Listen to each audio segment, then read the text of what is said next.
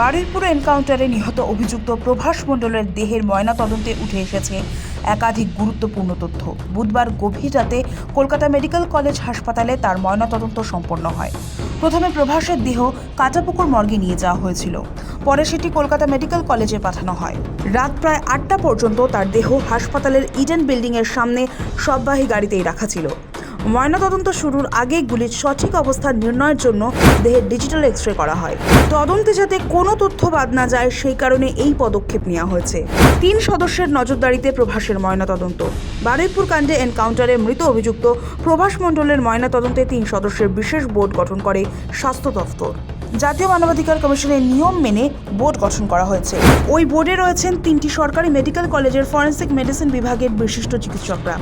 এছাড়া গুলির অবস্থান জানতে ডিজিটাল এক্স-রে করা হয় প্রভাসের। তারপরই কলকাতা মেডিকেল কলেজে হয় ময়নাতদন্ত।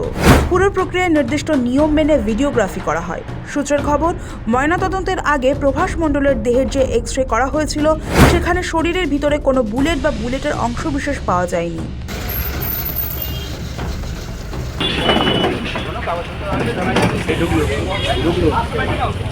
ময়নাতদন্তে প্রভাস মণ্ডলের শরীরে 2টি ক্ষতচিহ্নের সন্ধান মিলেছে। প্রাথমিক পর্যবেক্ষণে জানা গিয়েছে গুলিটি পিঠ দিয়ে শরীরে প্রবেশ করে পেট ফুঁড়ে বেরিয়ে যায়, ফলে পিঠে এবং পেটে 2টি পৃথক ক্ষতচিহ্ন তৈরি হয়েছে।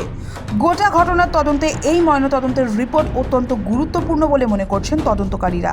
চূড়ান্ত ফরেন্সিক রিপোর্ট হাতে পাওয়ার পর তদন্তে আরও গুরুত্বপূর্ণ তথ্য সামনে আসতে পারে। পুলিশের দাবি, ঘটনাস্থল পুনর্নির্মাণে নিয়ে যাওয়ার সময় প্রভাস মণ্ডল পুলিশের রিভলভার ছিনিয়ে নিয়ে পুলিশকে লক্ষ্য করে গুলি চালিয়ে পালানোর চেষ্টা করেন।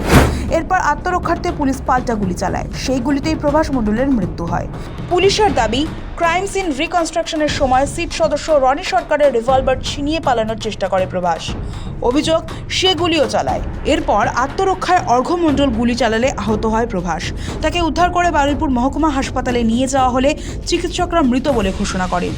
ময়নাতদন্তকারী চিকিৎসকদের প্রাথমিক অনুমান, খুব কাছ থেকে গুলি করা হয়েছিল। ক্ষতচিহ্নের ধরন দেখে মনে করা হচ্ছে গুলি পিঠ দিয়ে ঢুকে নাভির ডান পাশ দিয়ে শরীর থেকে বেরিয়ে যায়। বুধবার রাত প্রায় 3টে নাগাদ কলকাতা পুলিশ মর্গ থেকে প্রভাস মণ্ডলের দেহ পরিবারের হাতে তুলে দেয়। পরে ভোর প্রায় 5টা নাগাদ বারুইপুরের শ্মশানে তার স্ত্রীর উপস্থিতিতে শেষকৃত্য সম্পন্ন হয়। সৌভিক সান্যাল ও জাহেদ মিস্ত্রির রিপোর্ট, সময় কলকাতা।